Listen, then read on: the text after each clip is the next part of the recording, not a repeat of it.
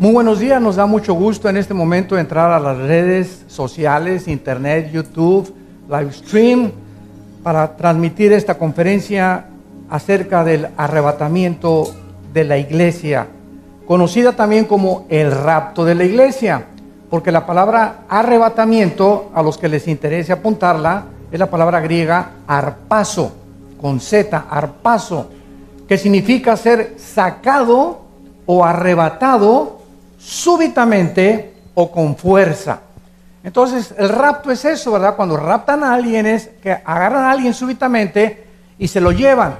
Entonces este evento, que es tal vez el próximo en cumplirse en la escatología bíblica, es cuando Cristo va a bajar del cielo, escuchen con mucha atención, sin tocar la tierra.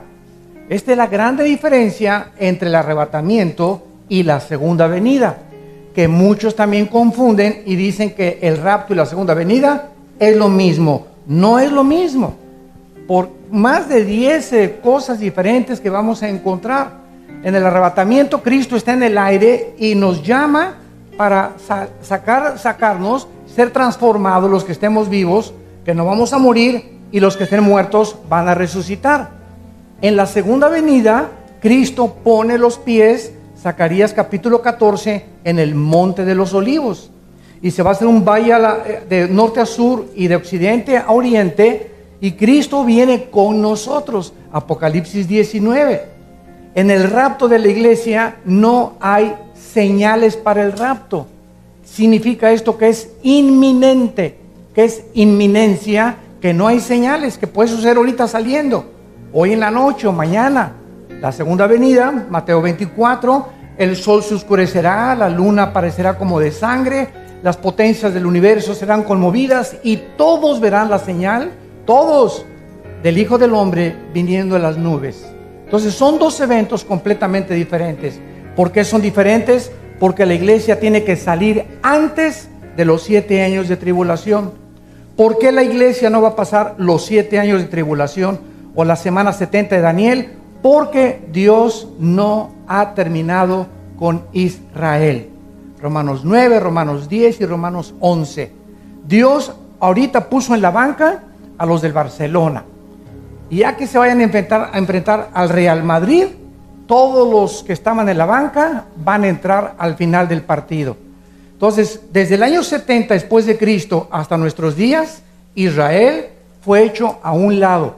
Están en la banca, pero hay una teología que es herética, que se llama la teología del reemplazo, que la iglesia tomó el lugar de Israel, que Dios no tiene nada que ver con Israel y que la iglesia va, gracias a Dios, ya viendo el aire, la iglesia va a tomar el lugar de Israel y que además la iglesia va a establecer el reino de Dios en este mundo. Todo esto son herejías, porque la iglesia no va a establecer el reino de Dios, la iglesia va a ser sacada y es Cristo cuando regrese el que establezca el reino milenial prometido en 2 Samuel 7 al rey David y a sus hijos. Entonces todo esto es muy importante dentro de la escatología bíblica, dentro de las profecías bíblicas. Voy demasiado rápido, ¿verdad? Porque algún día estábamos hablando ya con su pastor que vamos a venir a dar un seminario de profecías bíblicas. Todo el sábado, unas 2-3 conferencias el sábado, unas 2 conferencias en la tarde y culminamos el domingo. Así que vamos a orar para poner una fecha y darles a ustedes el panorama de profecías de la Biblia. Muy bien. En Primera de Tesalonicenses capítulo 4, del 13 al 18, Pablo es el único apóstol a quien se le reveló el arrebatamiento de la iglesia. No fue ni a Pedro, ni a Santiago, ni a Mateo, ni a Lucas, ni a Marcos. Fue a Pablo nada más a quien se le reveló la doctrina que vamos a desarrollar en estos momentos. Así como a Juan fue al único que se le reveló el libro del Apocalipsis. Entonces, esto nos muestra que ningún hombre tiene toda la verdad. En el Antiguo Testamento Dios le revela a Jeremías lo que no le reveló a Isaías, a Malaquías, a Amós, a Miqueas, a Jonás, a Joel, etcétera, etcétera. Dios necesita muchos hombres, Y así estamos nosotros en el siglo XXI también. Yo no tengo toda la verdad. Hay hermanos míos cristianos que tienen algo que yo no sé y que necesito saber. Así que cuando entendemos esto, nunca nos vamos a ensoberbecer. Siempre estaremos abiertos, ¿verdad?, a escuchar qué dice la Biblia, porque la revelación es diferente para unos hermanos, para otros hermanos. Por eso hay iglesia presbiteriana, iglesia bautista, iglesia pentecostal, iglesia nazarena, iglesia carismática, porque los presbiterianos tienen doctrinas, muy buenas teología, y hay cosas que nos sirven. Los bautistas le dan mucho énfasis al evangelismo, los carismáticos a los dones espirituales, y así todas las denominaciones se caracterizan por tener diferentes cosas que no son esenciales para la salvación, porque mientras todos creamos que Cristo murió en la cruz y que por su sangre Él nos perdona y que la salvación es por gracia, la justificación por la fe, no me importa qué título tengas aquí en la botella, que diga nazareno, presbiteriano, bautista, etcétera, pentecostal, vida nueva para el mundo, amistad cristiana, no importa el nombre de la botella, lo que a Dios le interesa es lo que está dentro de ti. Y el que no tenga el Espíritu de Dios, aunque diga presbiteriano, bautista, pentecostal, si no tienes a Cristo dentro de ti, no eres cristiano. El cristiano no es una persona que va a una iglesia o que pertenece a los bautistas o a los presbiterianos, a vida nueva para el mundo. El cristiano es la persona que tiene a Jesucristo. Tú puedes ser católico e irte al infierno. Puedes ser evangélico e irte al infierno. Dios no nos vino a salvarnos a través de una religión, sino a través de la vida de su Hijo Jesucristo. Esto es muy importante de poder entender como cristianos. El cristianismo es una relación personal, viva, orgánica, dinámica con alguien que está vivo. La religión son ritos, ceremonias, liturgias. Vas y viernes primero y miércoles de ceniza y vas el domingo y cumples con tu religión, pero no tienes una relación con el Hijo de Dios. No te levantas todos los días a leer la Biblia y a entender a Dios, los pensamientos de Dios, y a sentir que Jesús vive, y a descargar tu estrés, tu ansiedad, sabiendo que hay alguien que tiene cuidado de nosotros. Eso es el cristianismo.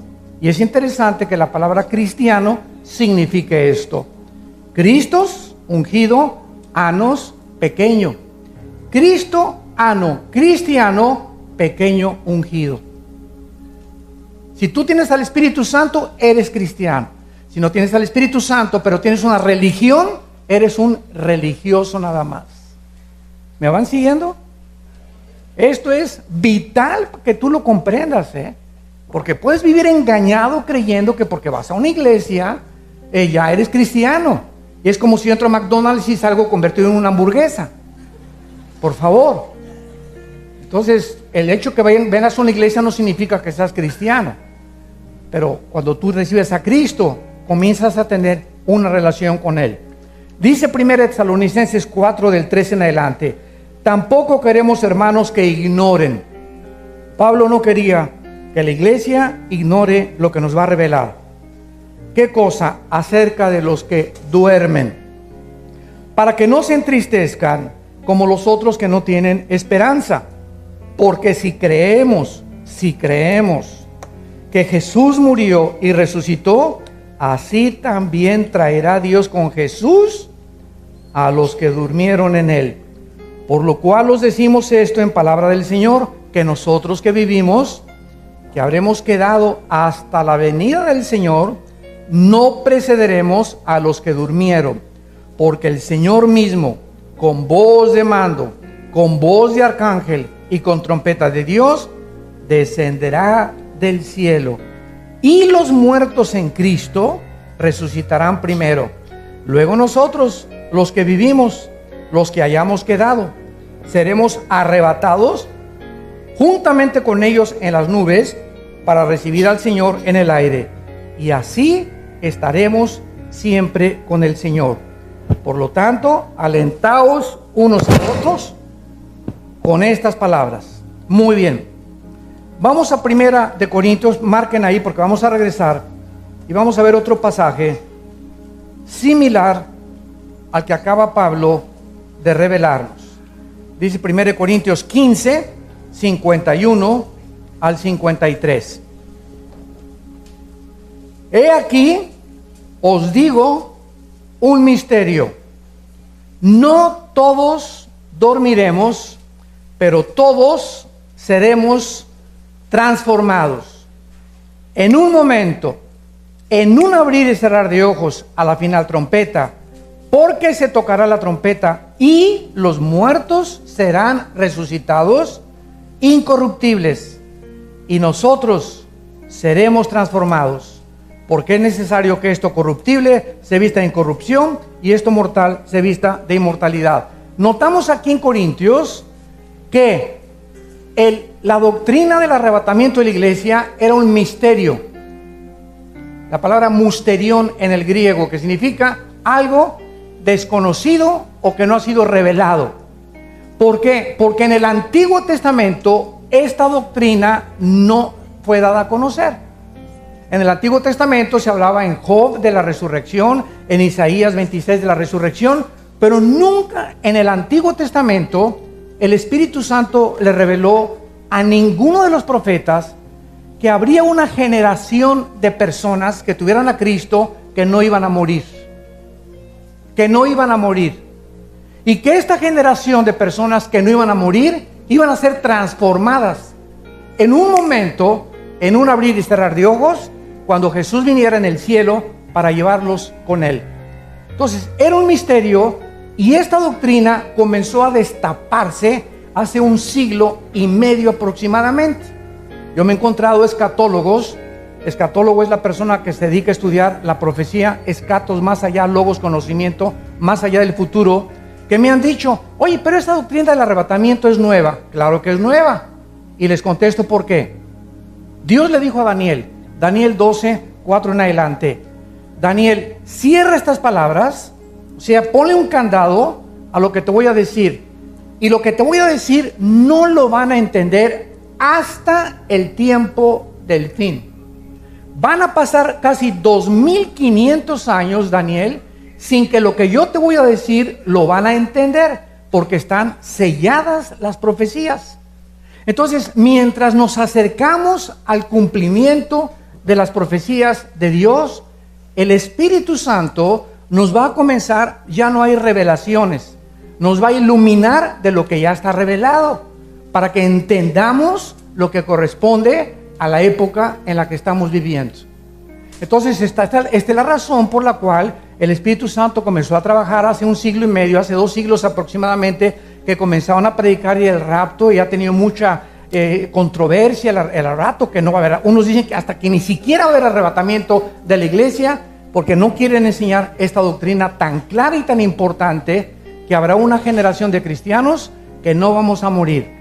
Muy bien, vamos a 1 Tesalonicenses otra vez y vamos a explicar esto versículo por versículo. Dice así, versículo 13: tampoco queremos, hermanos, que ignoren acerca de los que duermen. Vamos a comenzar con esta frase, los que duermen, porque hay una secta que enseña que cuando una persona muere está dormida literalmente, y el hecho que se use la palabra dormir es como cuando tú te vas en la noche o voy en la noche a la cama. Me acuesto y mi conciencia queda bloqueada. Me duermo durante 8 horas, pero mi conciencia, mi espíritu está vivo. No estoy desconectado, me desconecto de la realidad. Duermo, pero estoy inconsciente de la conciencia. Pero yo sigo activo en el espíritu operando. Entonces, la palabra dormir no significa cesar de existir, ni tampoco significa que cuando morimos estamos en un estado inconsciente para ser despertados hasta que venga Jesucristo. Vamos a demostrarlo con las siguientes palabras. Vean lo que dice aquí en el versículo 14. Porque si creemos que Jesús murió y resucitó, así también traerá Dios con Jesús. ¿A quién va a traer cuando venga Cristo en el arrebatamiento? ¿A quién va a traer con él? A los que durmieron con él. Esto nos explica que los muertos que ya murieron están ya con Jesús. y no en el cementerio. Los muertos, si tú mueres hoy en la noche, te vas inmediatamente ausente del cuerpo, presente en el cielo, 2 Corintios capítulo 5. Entonces no hay tal cosa, ¿verdad?, de que estamos dormidos y que no hay conciencia después de la muerte. Pero vamos a demostrar esto desde el Antiguo Testamento y vayamos a Génesis 35. Génesis 35, versículo 18 y 29. Y aconteció que al salírsele el alma, pues murió, llamó su nombre Benoni, mas su padre lo llamó Benjamín. Versículo 29. Y exhaló Isaac el espíritu y murió, y fue recogido a su pueblo, viejo y lleno de días, y lo sepultaron Saúl y Jacob. La Biblia nos muestra etimológicamente, ¿qué significa etimología? El estudio de las raíces de las palabras. La palabra alma es nepesh, en el hebreo, apúntalo, nepesh. Se pronuncia nepej, porque la CH en hebreo es j, nepej, y la palabra espíritu es ruach, se escribe ruach. Entonces vemos aquí dos palabras completamente diferentes que el Espíritu Santo usó. Desgraciadamente hay una versión de la Biblia que ha alterado casi el 45% de la gramática bíblica, que se llama la Nueva Versión Internacional. Yo no lo recomiendo esta versión a ningún cristiano. Por ejemplo, aquí en Génesis 35, 18, tradujeron en lugar de alma, suspiró. Imagínense qué diferencia hay, ¿verdad? Suspiró, cuando suspiró se murió. Oye, suspirar es esto. ¿Y eso qué me dice, verdad? Hasta mi perro hace eso. Entonces, qué triste que la palabra nepesh la hayan traducido como suspiro. Ahora, muy bien, la Biblia nos enseña que al morir, dos cosas se salen de nosotros: el alma, nepesh, y el espíritu, el ruach, o el ruach. ¿Cuál es la diferencia entre el alma y el espíritu? O como también enseñan muchas personas, es una dicotomía, o es lo mismo. No, no es lo mismo. La misma raíz de la palabra nos muestra que tienen que ser diferentes. No son sinónimas. La palabra alma es el asiento, apúntalo, de las emociones, los sentimientos, la voluntad y el intelecto. La palabra alma se tradujo muchas veces el corazón o la mente. Los sentimientos, la voluntad, el intelecto o el corazón. Y la palabra espíritu es la parte inmaterial. Porque escuchen esto, los animales tienen alma.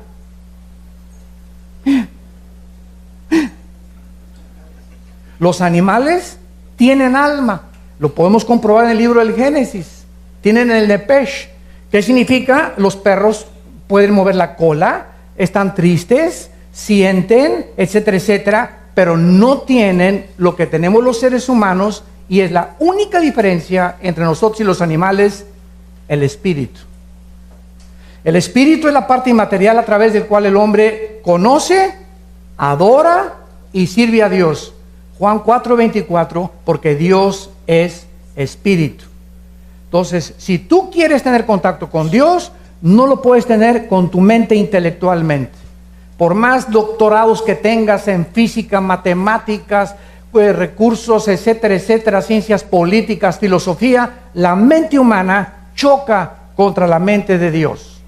Porque para entender a Dios necesito que su espíritu, que inspiró la Biblia, me abra el intelecto, me lo expanda y pueda con mi espíritu conectarme con la fuente de la energía, volver a enchufarme con Dios, y a través del espíritu Dios me manda la información a mi alma, a mi mente. Mi mente comienza a renovarse por la información que viene del espíritu, y mi cuerpo se convierte en mi siervo. ¿Me van siguiendo? Muy bien, veamos otro ejemplo en Apocalipsis capítulo 6, de que cuando morimos, seguimos vivitos y coleando. No hay tal cosa como que estamos inconscientes, como enseña una secta que me reservo su nombre.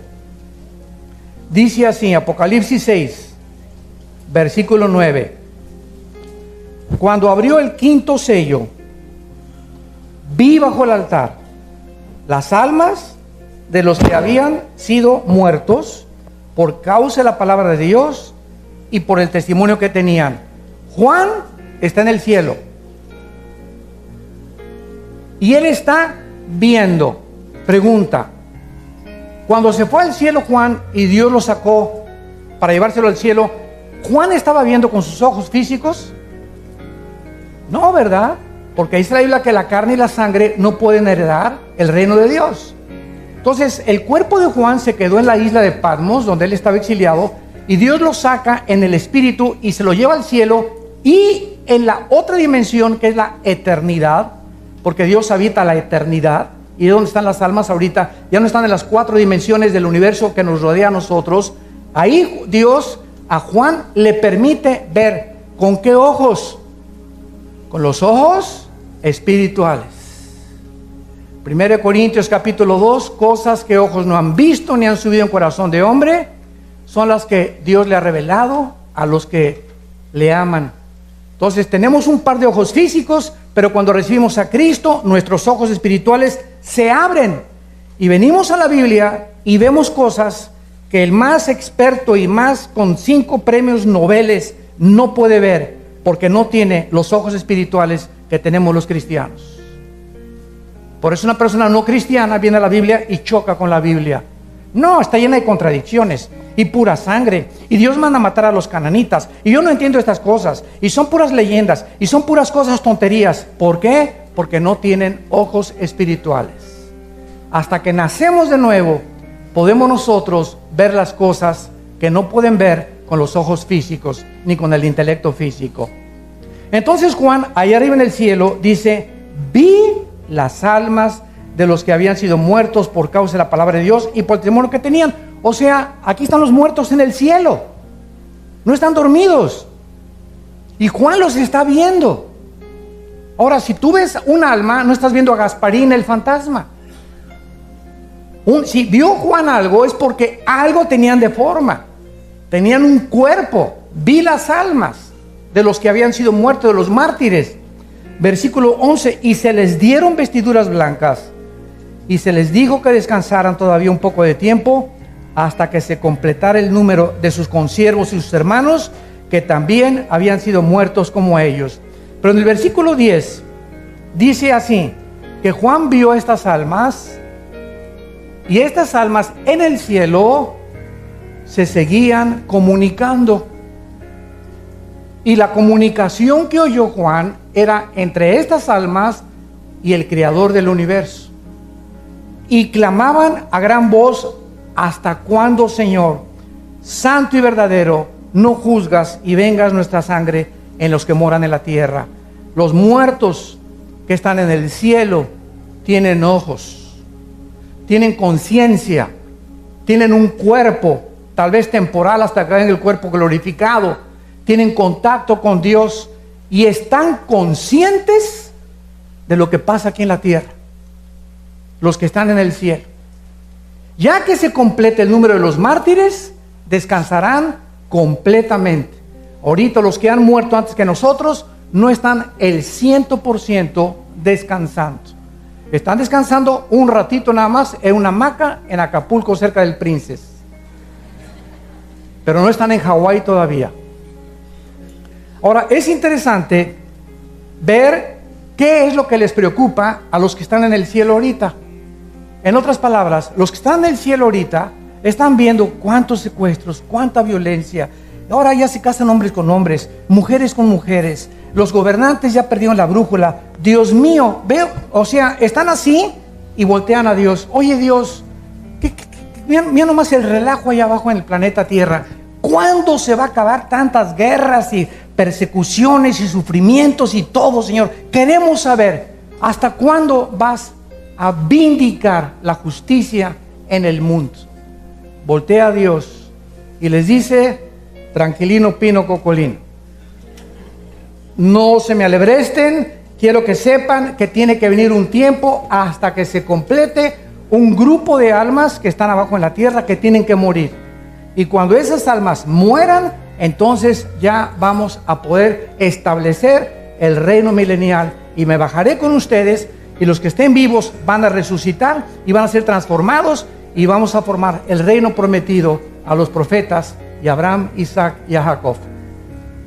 Esto es maravilloso porque es la forma en la que Dios nos enseña de una forma sistemática que los muertos no están dormidos. Vuelvo a repetir, como enseña una secta, de que perdemos la conciencia y despertamos hasta que nosotros regresemos con Jesucristo. Ahora, ¿se acuerdan ustedes de Mateo 17, la transfiguración? Cristo agarra a Jacobo, a Juan y a Pedro. Acompáñenme. Y se sube un monte altísimo Cristo. Y de repente Cristo se transfigura, se transforma antes de morir en la cruz. Y les da una visión a los apóstoles de la gloria que Él tenía antes de que el mundo fuera. Pero lo interesante es que aparecen con Cristo dos muertos, Moisés y Elías. No estaban en un colchón Simmons durmiendo, estaban despiertos con Jesucristo, platicando con Él. Sabemos que Elías no murió, fue arrebatado por una carroza de fuego, y Moisés nunca se encontró su cuerpo. Entonces ahí están Moisés y Elías platicando con Jesucristo acerca de las cosas que iban a venir, y vemos que representan la ley y los profetas. Entonces es otro ejemplo que los muertos no están dormidos, están vivitos y coleando y en la presencia de Dios.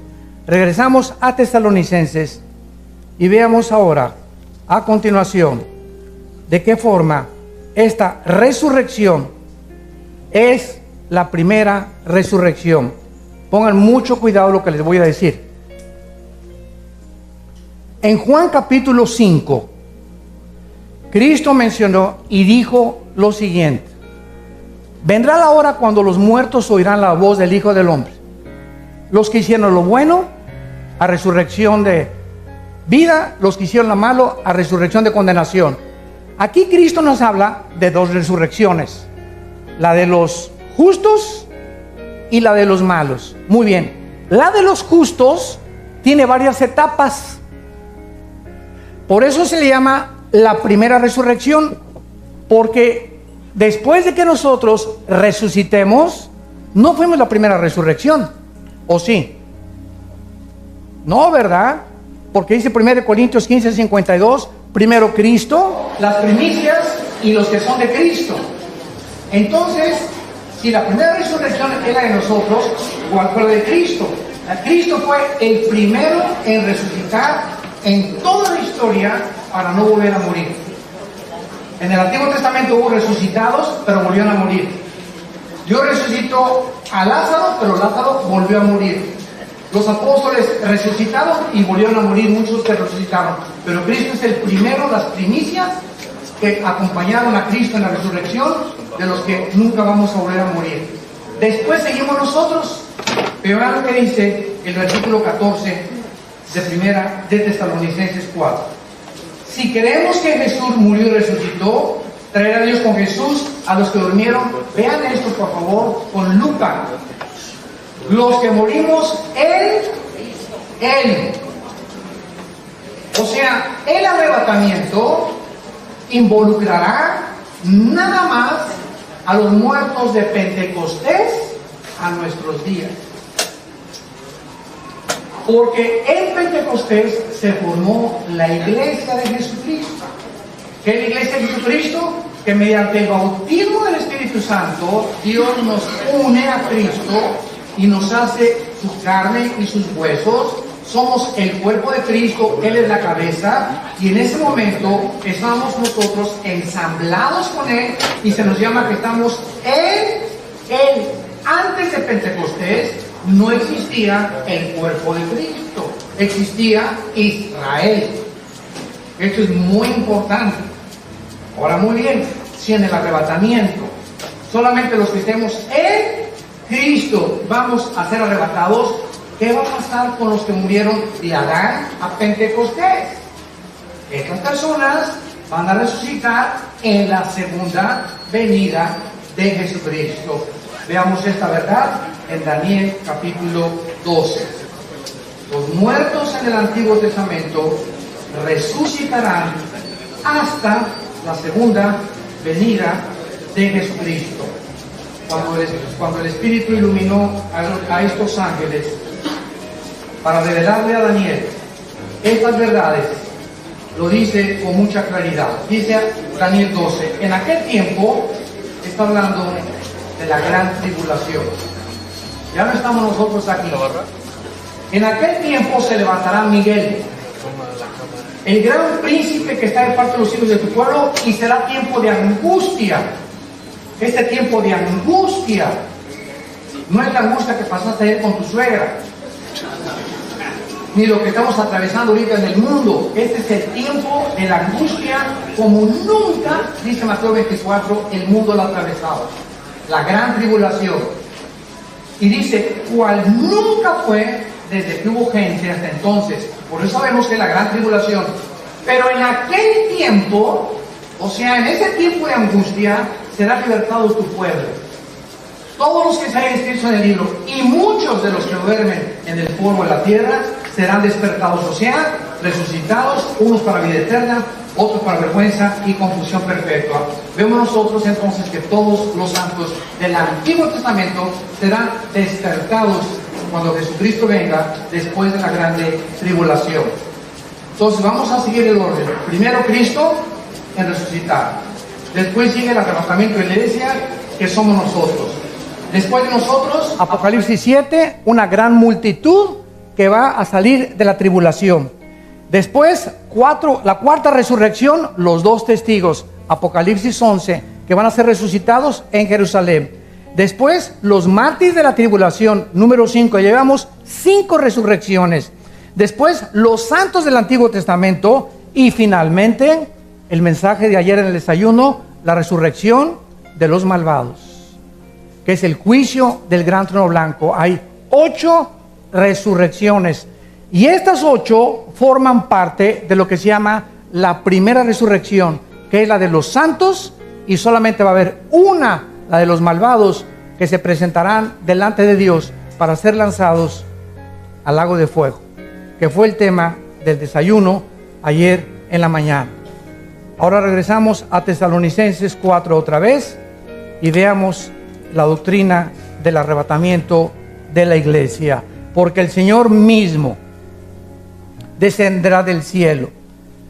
El mismo Cristo que ascendió enfrente de los discípulos, Hechos 1, bajará personalmente, físicamente, del tercer cielo, del cielo atmosférico, para presentarse ahí en medio de sus ángeles y llamarnos, como lo vamos a ver, al sonido de una trompeta. En segundo lugar, con voz de mando.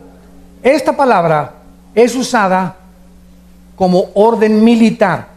Cuando un sargento le dice a un soldado, ¡firmes!, no le está diciendo, por favor, ponte firmes, Pancho, ¿verdad? ¡Firmes! Porque le está ordenando, no le está pidiendo, le está ordenando, no le está diciendo, Panchín, ya te dije 3 veces que te pongas firmes, ¿eh? ¿Se imaginan ustedes? Se perdería completamente la disciplina, ¿no? Entonces, esta forma enfática de decir algo es la misma voz que Dios usó para resucitar a Lázaro de los muertos.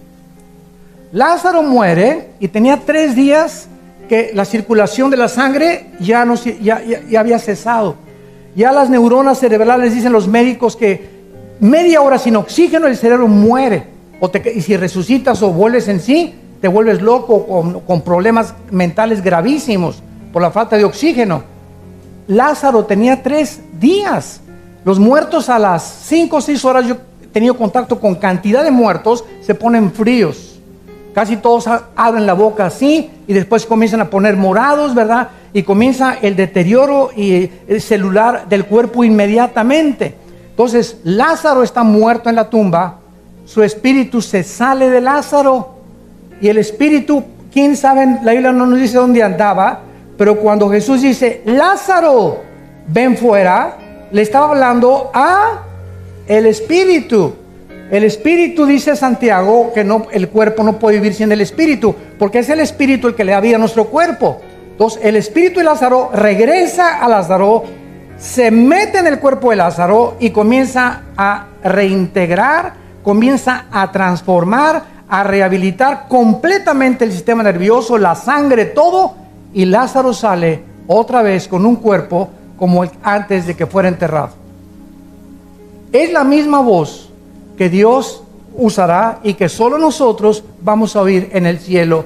Vengan a mí. Nadie lo va a oír y de repente vamos a oír una voz como de trompetas o como de truenos de relámpagos y de como si fuera un grande mare magnum ahí en el universo, y solamente nosotros lo vamos a oír. De repente en meses de segundos, mi esposo, viejo, ¿dónde andas? Qué bueno que ya no lo encuentro. Muchos van a decir eso, ¿verdad? O al revés, ¿verdad? Mi vieja, ¿dónde andas? Qué bueno, ojalá que ya se haya ido. Estarán dos en el campo, uno será tomado, otro será dejado. Aviones van a chocar en el aire porque los pilotos desaparecieron. Habrá una congestión en las carreteras porque los choferes desaparecieron. Todos los niños en los cuneros van a desaparecer en el mundo entero porque todos los niños son de Dios, ¿verdad? Va a haber una confusión de los noticieros de televisión, en el radio. Millones de personas desaparecieron del mundo y van a comenzar a preguntarse todos los políticos, tu padrino Walter Mercado, todos los astrólogos, ¿verdad? ¿Dónde estarán? ¿Dónde estarán? ¿Qué fue lo que les pasó? Ya saben ustedes la respuesta y qué es lo que el mundo va a contestar. Se los llevaron los ovnis. ¿Saben ustedes? Fíjense ustedes, los que son cristianos y tienen discernimiento. La aparición de los ovnis comenzó en 1948, cuando Israel regresó a su tierra. No es coincidencia. ¿Por qué? Porque desde 1948 comenzó la cuenta regresiva de Dios. Tenía Israel que regresar a su tierra para que las demás profecías se pudieran cumplir. Si Israel no hubiera regresado a su tierra, no se podía cumplir ni el anticristo, porque él va a pelear contra Israel, no se podía cumplir el aumento del conocimiento, no se podían cumplir ninguna de las profecías de los últimos tiempos.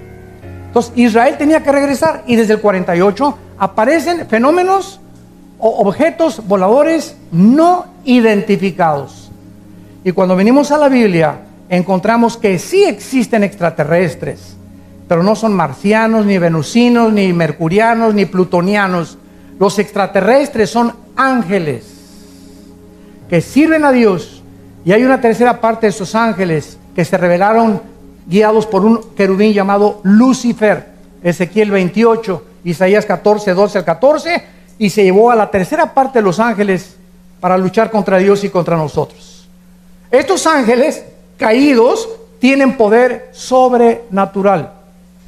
Se pueden materializar, pueden alterar la energía, pueden alterar el ADN y producir monstruos humanos, como los produjeron en Génesis capítulo 6, gigantes de 4 metros con 12 dedos en las manos y 12 dedos en los pies. Estos ángeles caídos están comenzando a preparar el escenario para que cuando venga el arrebatamiento de la iglesia, el mundo pueda tener una respuesta. Los extraterrestres. ¿Saben ustedes que la Organización de las Naciones Unidas, la ONU, nombró a una mujer hindú como directora de investigación del mundo extraterrestre?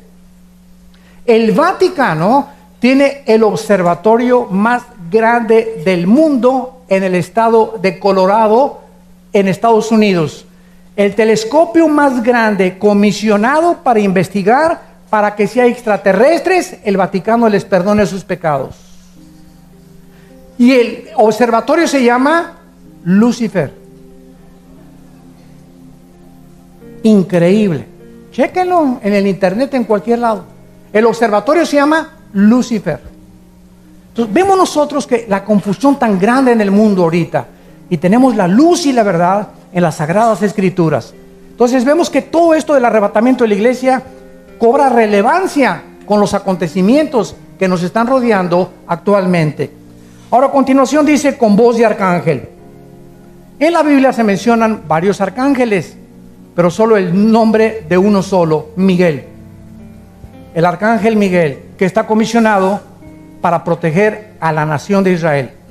Y si ustedes, sociólogos que nos escuchan, o arqueólogos o antropólogos que nos visitan, estudian los pueblos, las civilizaciones y las tribus, van a descubrir que en toda la cultura y en toda la historia humana de los sumerios, babilonios, egipcios, persas, griegos, romanos, nunca ha existido ninguna cultura, ninguna civilización como los judíos.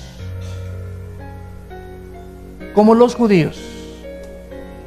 Con el preciso objetivo de que Dios los escoge precisamente para que se concentre nuestra atención y veamos en ese pueblo que no son diferentes a ti y a mí. No son más inteligentes que tú y que yo. Simplemente por soberanía, Deuteronomio 7, Dios los escoge por gracia, para que en ellos nazca el Mesías, para que a través de ellos venga la Biblia, para que en ellos se cumplan las profecías y para que ellos sean el termómetro del tiempo de la venida de Jesucristo, la nación de Israel. Entonces vemos nosotros que ahorita el mundo está expectante y todos contra Israel para acabar con Israel. Y desde el 48, la guerra del 48, la guerra del 57, la guerra de los 6 días, del 67, que fue de acuerdo al general Norman Schwarzkopf, que fue el que dirigió la guerra del Golfo Pérsico y la coalición de 29 naciones para sacar a Saddam Hussein de Kuwait. El general Schwarzkopf, graduado de West Point, que es la academia militar más grande del mundo y la más prestigiada, dijo en sus memorias: nunca en la historia ni de Alejandro el Magno, ni de Napoleón, ni de Carlomagno, ni de Aníbal, ni de ningún conquistador ha existido una guerra tan milagrosa como la guerra del 1 al 6 de junio de 1967, la guerra de los 6 días contra Israel. ¿Saben ustedes que en el 67 el presidente de Egipto, Nasser, junta a 5 naciones árabes y les dice: destruyamos y aplastemos como las termitas y echémoslos al Mediterráneo Israel? Escuchen esto, eran más de 20 millones de árabes contra menos de 2 o 3 millones de judíos. Les voy a decir en la ley de las probabilidades cómo estuvo esta situación. Ahorita somos como 800 personas aquí. ¿Qué les parece que tuviéramos nosotros así ahorita 10 rifles AK-47? Y nos rodea un ejército, somos 800 personas, nos rodea un ejército de 50,000 soldados alrededor del hotel. Dentro de las leyes de las probabilidades, ustedes son buenas en matemáticas, ¿qué posibilidades habría o qué probabilidades existirían para que saliéramos vivos? ¿Saben cuál es la respuesta? 10 a la 12ª potencia. Imposible salir vivos. Eran las mismas probabilidades que Israel tuvo el 6 de junio de 1967. Y al tercer día de la guerra, los judíos, que actualmente son los mejores pilotos del mundo, más que los rusos en los MiGs y más que el F-16 y F-21 de los americanos, hasta ahorita la Fuerza Aérea de Israel es imbatible. Por eso miren, les sacan intentar algo, porque no se imaginan la fuerza aérea que tienen. Los judíos en el 67 se suben a 3 aviones F-16, atacan la aviación, destruyen a las 5:30 de la mañana la aviación de Egipto, la aviación de Siria y la aviación de Irak, y dominan el aire a los 3 días. Al 5.º día habían avanzado hasta la península del Sinaí, a las Torres del Golán, y conquistaron la Franja de Gaza. El día 6, las Naciones Unidas, que en aquel tiempo era la Liga de Naciones, les manda un recado y les dice: ya párenle, ya no sigan, porque van a conquistar Egipto entero y recobran Jerusalén. ¿Saben ustedes por qué ganaron en 6 días? Porque el séptimo tenían que descansar. Hasta con eso, ¿verdad? No es coincidencia. Increíble, el día de reposo no podían pelear. O sea, esto es sobrenatural. Entonces tenemos que entender eso, ¿verdad? Porque el arcángel Miguel ha sido comisionado, porque han sido milagros tras milagros, y hasta la fecha nada ni nadie los podrá sacar de su tierra hasta que Cristo regrese. Ahora dice la Biblia que con trompeta de Dios. Y aquí entramos ya un poco a un terreno escabroso, porque también dice en Tesalonicenses 15, 51 al 52, que se tocará la trompeta, y muchos han creído que esta trompeta es la última del Apocalipsis, la 7ª trompeta. Sin embargo, las trompetas del Apocalipsis son de juicio, y tenemos que recurrir a la Biblia, a Números capítulo 10, en el Antiguo Testamento, donde no estamos hablando del shofar. El shofar era así, ¡Tu! Así se tocaba el shofar, que era un cuerno de carnero. Y las trompetas es tu, tu, tu, tu, tu, tu, tu, tu, tu, tu, tu. Es muy diferente el sonido. Entonces, en números, y aquí se usan trompetas de plata, no el shofar. Esto es muy importante. En números 10, Dios le dijo a Moisés: cuando quieras reunir al campamento, toca la trompeta. Y el pueblo va a oír tu, tu, tu, tu, tu, tu, tu, que significa reúnanse, vengan rápido aquí al tabernáculo, reúnanse alrededor, porque les vamos a dar órdenes. Y había otra orden que para cuando los enemigos los atacaban. Eran 2 sonidos de trompeta. Léelo llegando a tu casa, números 10, del 1 al 10. La trompeta que se está tocando aquí es precisamente para reunir al pueblo de Dios. Ahora, síganme con cuidado. ¿Cuántas fiestas tienen los judíos? Ya se lo estoy diciendo. ¿Qué pasó? ¿No que ojos espirituales? Tus ojos físicos nomás vieron así, ¿verdad? Las manos. Pero los que tienen ojos espirituales vieron 7. Muy bien. Israel tenía 7 fiestas. Ahora, escuchen esto. Las fiestas no eran de Israel, eran de Jehová. Que Dios le dio a Israel para que las celebraran, pero eran fiestas de Dios. Eran fiestas de Jehová. Ahora, era Pascua, los primeros frutos, los panes sin levadura y Pentecostés, ¿verdad? ¿Y cuántas fiestas faltan? Faltan 3 fiestas. Ahora, Cristo cumplió 4 fiestas. La última fue Pentecostés. ¿Cuántas fiestas faltan? Faltan 3. Las primeras 4 se cumplen en la primavera, abril, o más o menos marzo y abril. Y las otras se cumplen en septiembre y octubre, que son Rosh Hashanah, las trompetas.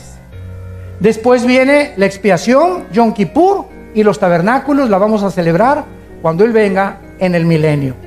Ahora, si Cristo cumplió las 4 fiestas, Él tiene que cumplir forzosamente, porque son de Él, las 3 que faltan. La próxima es la de las trompetas. Entonces, de acuerdo a la cronología bíblica, escatológicamente hablando, la fiesta de las trompetas se tiene que llevar a cabo. Y se va a llevar a cabo cuando Cristo venga. Yo hace 1 año, 2 años, en un congreso de profecía, compartí esto. Cristo viene en septiembre, pero me lo tomaron a mal. Me dijeron, no, es que el hermano Dussin dijo que venía en el 2015 de septiembre. Yo no dije el 2015. Yo estaba en el 2015, pero yo no estaba diciendo que dije en septiembre, queriendo decir que puede ser en cualquier mes de cualquier año, porque el día y la hora nadie la sabe. Pero podemos saber más o menos cuando los cielos se llenan de reboles y de nubes, que va a llover. Así Cristo criticó a los fariseos. Ustedes tienen que entender las señales de los tiempos. El día y la hora nadie la sabe. Y tengan cuidado cuando alguien diga, Cristo viene el 15 de septiembre, o el 20 de septiembre, o en julio. Tengan cuidado, son falsos profetas. Nadie puede predecir el día ni la hora en que Cristo va a venir. Tal vez venga a cumplir la fiesta de las trompetas. Yo personalmente, en mi opinión personal, creo que el arrebatamiento, si tiene lugar, va a tomar lugar en el mes de septiembre. No sé el día, el 5, el 6, el 8, no sé qué, pero yo creo que tiene que cumplirse el arrebatamiento en la fiesta de las trompetas. A lo mejor me equivoco, no lo sé, es mi opinión particular. Entonces, esto es interesante porque mientras más nos acercamos, estudiamos más y más de qué forma el Espíritu Santo nos revela la profecía de Dios. Ahora dice la Biblia que cuando Cristo venga, descenderá del cielo, resucitaremos, y la pregunta es la siguiente: ¿cómo van a ser nuestros cuerpos? Me parecería a John Travolta, o a Madonna, o a Miss Venezuela. Los que tengan 20 años, los que mueran de 70 años tendrán 50, 30 o tendrán 25 años. ¿No se han preguntado eso? ¿Verdad? Y ¿sabes una cosa? Que tenemos muchas respuestas en la Biblia que vamos a contestar, y muchos de ustedes se van a sorprender. ¿Quieren saber cómo va a ser nuestro cuerpo? Vamos a comenzar en Filipenses capítulo 3. Y esta es la última parte de este estudio. Filipenses capítulo 3. versículo 20 y 21.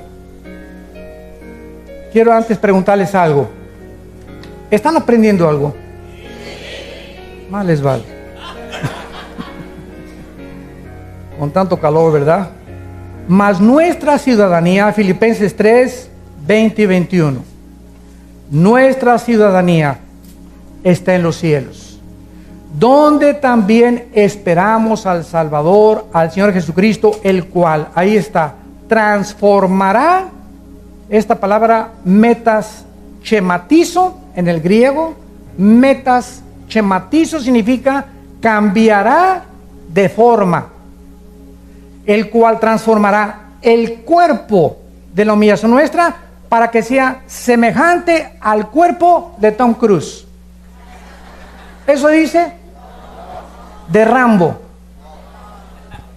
Nuestro cuerpo va a ser exactamente igual, con las características del cuerpo con el cual Cristo resucitó a los 3 días. Igual, semejante al cuerpo con el cual Cristo resucitó. Muy bien, vamos por orden. ¿Qué características tenía el cuerpo de Cristo cuando Él resucitó? Número 1, Juan 19, 34. Cuando el apóstol Juan se acerca a la cruz y el centurión romano, para asegurarse de que Cristo estaba muerto, porque los romanos, soldados, tenían la orden de que no podía ningún crucificado bajarlo vivo. Entonces, por si, como decimos en México, por si las flies, por si las moscas, decían los romanos, este no está muerto, agarraban un garrote y le rompían los meniscos de las rodillas, de las piernas, para que el cuerpo se cayera sobre el diafragma y si no estaban muertos, murieran asfixiados. Y con eso garantizaban al César y al gobierno romano de que el que bajaron de la cruz estaba completamente muerto. Por un milagro, porque estaba escrito en el Antiguo Testamento que a Cristo no le iban a romper las piernas. En el libro del Éxodo se profetizó. Entonces el centurión romano, encargado de todos los que estaban alrededor de la cruz y de la muerte de Cristo, él era el responsable del centurión. Entonces él estuvo tan cerca de Cristo, y estoy seguro que es el centurión de Hechos capítulo 10, que se convierte después con Pedro, que era un hombre piadoso y comenzó a dar ofrendas a Dios. El centurión romano no le rompe las piernas, pero agarra una lanza y del lado izquierdo al lado derecho le atraviesa de aquí y le sale la lanza acá. O sea, le atraviesa todo el corazón y toda la zona que se conoce como el pericardio. Los cardiólogos te pueden decir que el pericardio es una capa que envuelve el corazón. Entonces, al atravesarle la lanza y sacarla, se acerca Juan en Juan 19, 34, y Juan escribe, el apóstol Juan, que vio salir de la herida de Cristo, de la lanza, una gota de sangre mezclada con agua. Y de acuerdo a la cardiología del siglo XX, cuando la sangre se mezcla con el agua, es precisamente porque el pericardio ha sido completamente destrozado. Si yo les preguntara a ustedes, ¿cuántos de ustedes me pueden responder cuáles fueron las causas clínicas de que murió Cristo, o médicamente hablando? ¿Qué me responderías? Si me dices por asfixia, no murió por asfixia. Si me dices que por desangramiento, tampoco murió por desangramiento, porque la Biblia dice qué fue lo que le causó la muerte física a Cristo en el Salmo 22. 1000 años antes, damas y caballeros, 1000 años antes de que Cristo muriera, el rey David escribió: Dios mío, ¿por qué me has desamparado? Echaron ropa, jugaron suertes con mis ropas, me están rodeando como toros de Basán. Y David escribe: y mi corazón fue como la cera. En otras palabras, lo que ocasionó la muerte de Cristo fue que a las 3 de la tarde, de las 12 a las 3, lo crucificaron a las 12, a las 3 de 12 a 3, el sol se oscurece y el Padre no le permite a ningún ser humano ver en esas tinieblas qué pasó entre el Padre y entre el Hijo. Las tinieblas cubrieron el mundo. Y fue un misterio esas 3 horas. Algo pasaba ahí en la cruz entre el Padre y el Hijo. Pero Cristo grita: Lama, lama sabactame. ¿Por qué me has abandonado, Señor? Y fue en ese preciso momento donde tus pecados y mis pecados son puestos en Él. Y en el momento en que Dios castiga a su Hijo, la ira que tú merecías recibir y la ira que yo merecía recibir, el Hijo la recibe en nuestro lugar. Eso se llama la propiciación, Romanos 3. En ese momento Cristo se hace el santo culpable por nosotros y recibe en ese momento tus pecados y mis pecados, y lo que le quitan la vida a Jesucristo es el pecado, porque la paga del pecado es la muerte. Romanos 6:23.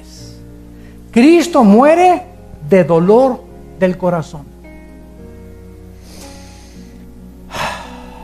de dolor. No fue tan grande el dolor de haber sido separado de su Padre en ese momento, que ese dolor le quita la vida. Él no podía llevar el pecado por nosotros, se hizo pecado. Él no pecó, se hizo pecado en tu lugar y en mi lugar, para que tú y yo tuviéramos la vida eterna. Así que nuestro cuerpo resucitado será sin sangre. Número 2, Lucas 24. Ya no habrá circulación de sangre cuando resucitemos. Ahorita la sangre es la vida del cuerpo, ¿verdad? Pero cuando resucitemos será un cuerpo sin sangre. Número 2, vamos a comer. No sé si pescado al mojo de ajo, a la plancha, o agua allá de Barra Vieja de Beto Godoy, ¿verdad? Pero vamos a comer.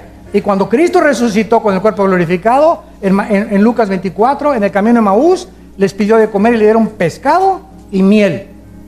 Así que vamos a tener no sé qué tipo de intestinos, ni tampoco qué clase de estómagos, pero será algo que funcione sin sangre. Podremos seguir comiendo y bebiendo.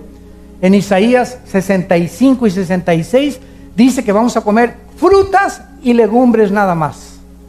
Vamos a regresar a la dieta vegetariana del huerto del Edén. ¿Por qué? Porque ya no se van a matar a ninguno de los animales.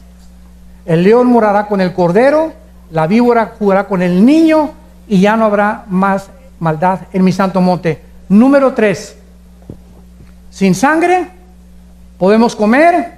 Y número 3, cuando Cristo resucitó, se juntaron los apóstoles y estaban todos reunidos en una casa, y en ese momento Tommy Boy, dijo: oye, Tommy, le dijeron, ¿qué crees que resucitó el Señor? Ya fue María a la tumba y la ropa estaba completamente así doblada y no estaba el cuerpo de Cristo.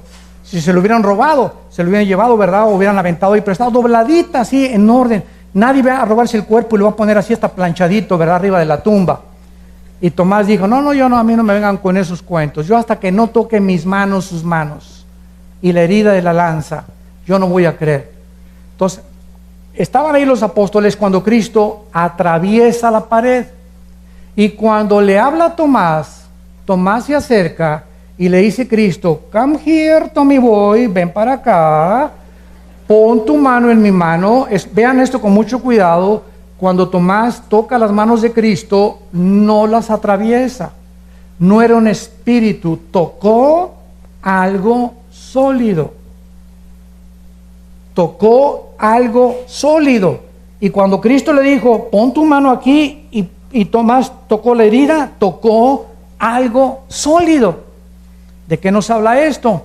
Que nuestros nuevos cuerpos van a poder materializarse y desmaterializarse a voluntad. Al mismo tiempo que el cuerpo de Cristo era sólido, su composición molecular atravesó la pared. Yo ahorita, si cierro mi mano y le hago hacia el púlpito, me estrello contra el púlpito, porque los átomos que componen la materia de este acrílico son más gruesos que los átomos que componen mi mano. Pero el cuerpo nuevo que vamos a tener se va a poder atravesar la materia y nos vamos a poder desmaterializar. Ahorita los ángeles tienen esos cuerpos. Por eso los ángeles pueden aparecerse de repente con forma humana y desaparecer. porque tienen esa característica. Y finalmente, nuestros nuevos cuerpos serán no sujetos a las leyes físicas del universo en que vivimos. Hechos 1, del 6 al 11. Ya Cristo se despide de los discípulos. Ya me voy. Y de repente Cristo, ¿qué comienza a hacer? Comienza a vencer la ley de la gravedad. El cuerpo resucitado de Cristo se comienza a elevar. La fuerza de la gravedad que rige ahorita el planeta no opera en el cuerpo de Cristo, comienza a volar. Y comienza a elevarse Cristo y a ser sacado del mundo, y los ángeles aparecen y le dicen a los apóstoles, ¿por qué están viendo a aquel que se va? Así como se va, así va a regresar. Físicamente, tal vez en nuestra época. Entonces, estas son las características del cuerpo que nosotros tendremos. Yo me preguntaba hace algún tiempo, ¿cómo será nuestro cuerpo cuando Jesucristo regrese de 40 años? Fue la primera pregunta que les hice, y sentí que Dios me decía, ¿a qué edad murió Cristo? A los 33. Pregunta, piensen bien lo que van a contestar. Si Cristo hubiera seguido viviendo, ¿su cuerpo se hubiera descompuesto y hubiera tenido que morir? Ah, ¿verdad? Dice mi compadre, échame ese trompo a la uña. Si Cristo hubiera seguido viviendo, ¿se hubiera descompuesto molecularmente o celularmente y hubiera tenido que morir como tú y como yo? No, la respuesta es no. Por eso, exactamente a los 33 años, Dios se lo lleva, porque de acuerdo a Dios, los 33 años es el punto cúspide donde se alcanza la juventud. Todos los que estamos aquí, bueno, menos yo, que ya pasamos de los 33, de los 33 comenzamos a bajar a una velocidad impresionante de descomposición celular. Comienzan a fallar los ojos, la vista, el hígado, el estómago. Por eso, dichosos y felices los jóvenes que hacen ejercicio y que se mantienen después de los 30, y las señoras también de los 40 años haciendo ejercicio y bebiendo mucha agua, porque es la única forma de llegar a los 70, 80 con fibra como los toros de Bazán y dando fruto como las palmeras y como los cedros del Líbano. Es la única forma de mantenerte con vigor y con energía después de los 40, 50 años de edad. Entonces yo pienso que si Cristo muere a los 33 años, todos nosotros cuando muramos vamos a tener o 33 máximo. Ninguno se va a tener cara de doña Clotilde, ni viejito, ¿verdad? Ni cloaca. Vamos a tener cara de jóvenes todos, ¿verdad? Ya sin orejas de papalote como algunos la tenemos, ¿verdad? O nariz de perico, de cotorro, o ¿verdad? Vamos a tener cuerpos perfectos. Y la última pregunta es, ¿habrá reproducción sexual? ¿Seguiremos teniendo hijos e hijas? No, hermano, porque Cristo dijo que en el cielo seríamos como los ángeles, que no nos íbamos a casar. Fíjate lo que otra vez esa pregunta. En el cielo los ángeles no se casan, pero aquí abajo sí nos casamos. ¿Por qué nos tenemos que casar aquí en la tierra? Porque necesitamos un juez por lo civil que garantice que le voy a ser fiel, y que si le pongo los cuernos a mi esposa, ella vaya a la ley y me obligue a darle el mantenimiento a mi esposa y a mis hijos que abandoné. Pero en el milenio no va a haber un juez, no nos vamos a casar. Pero si leen Isaías 66, donde se describe la vida del milenio, dice, y no darán luz para maldición. En el milenio seguiremos reproduciéndonos. Si no fuera así, ¿para qué siguen los sexos en el milenio? ¿Que nomás como los chinitos nomás milando? ¿Verdad, mi amor? Ahora, ¿quién te va a tocar? No sé. Esto es una opinión personal. Muchas, no, que el rey David, papucho de papuchos, el rey David, ¿verdad? Pues yo, la princesa de Shiva, ¿verdad? Que la reina de Saba, etcétera, etcétera. No sabemos, ¿verdad? Y esa especulación. Pero lo único que yo sé es lo siguiente. Como dice la Biblia, Salmo 112, versículo 2, que la generación nuestra será bendita. Todas las familias, es mi opinión personal, basado en esto, de que todas las familias que aquí en la tierra Si una pareja se amaron, por ejemplo, ahorita, un ejemplo, el doctor Billy Graham, que tiene 97 años, todos los días le da gracias a Dios de reunirse algún día con su esposa, que ha sido el evangelista que más millones de almas ha ganado en toda la historia de la iglesia, y que se amaron entrañablemente. Y muchos hombres que yo conozco de Dios no se vuelven a casar, siempre con la esperanza, quiero reunirme otra vez con mi esposa. Yo creo que Dios les dará las peticiones de su corazón, y que matrimonios que se amaron así intensamente seguirán juntos también por toda la eternidad. Y ya después del milenio que viene la eternidad, ya no sabemos, porque hasta Apocalipsis 22 se cierra la revelación de la Biblia. Oremos. Padre, gracias por tu palabra. Gracias por todos los misterios escondidos que tú te has placido revelarnos a través de las Sagradas Escrituras, y de saber que la bienaventurada esperanza y manifestación gloriosa de Jesucristo la anhelamos con todo el corazón, echando toda nuestra ansiedad sobre Él, porque Él tiene cuidado de nosotros. Por nada estén afanados, no permitan que ningún problema del mundo les quite la paz.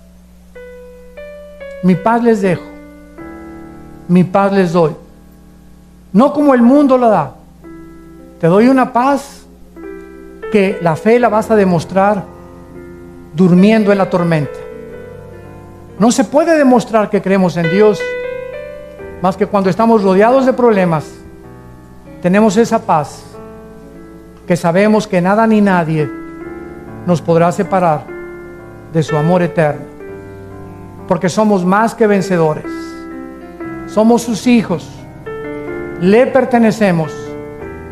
Cristo oró y le dijo al Padre: les he dado a conocer tu nombre, a los que me diste les he dado a conocer, y ahora ellos han guardado tu palabra, y las palabras que me diste, Padre, se las he dado a conocer, y ahora ellos han conocido que procedo de ti y que vine de parte tuya a darles el poder de la vida eterna.